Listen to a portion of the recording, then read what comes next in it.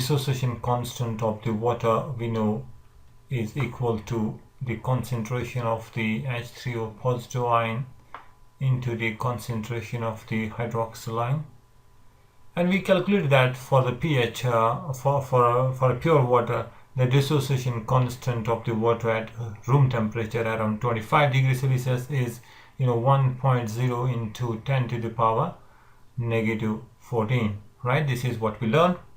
If we take, let's take the logarithm from both sides here. So I can say the log of the dissociation constant of the water will be equal to the log of log H3O positive ion concentration plus this will be the log of the concentration of the hydroxide ions.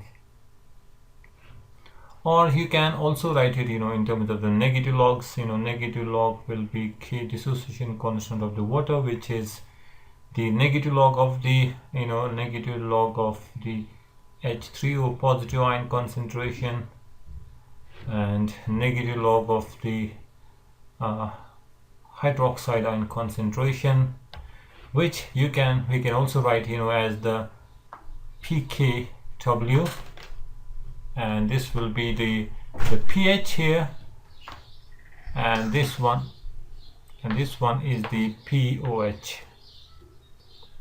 And as we know that the dissociation constant of the water is 10 to the power negative 14, so I can say this one over here, the power of the dissociation constant of water. So pKw here, pKw will be negative log of the 10 to the power minus 14, which is equal to 14, right? So I can say here therefore this 14 will be equal to pH plus POH. So pH plus POH equals the 14. So if you have a solution, its pH, then you can also find out the POH. So from this equation, for example, you can calculate the pH provided you know the POH. So pH will be 14 minus POH, or you can say the POH will be equal to 14 minus pH. Thanks for watching the video. Bye for now.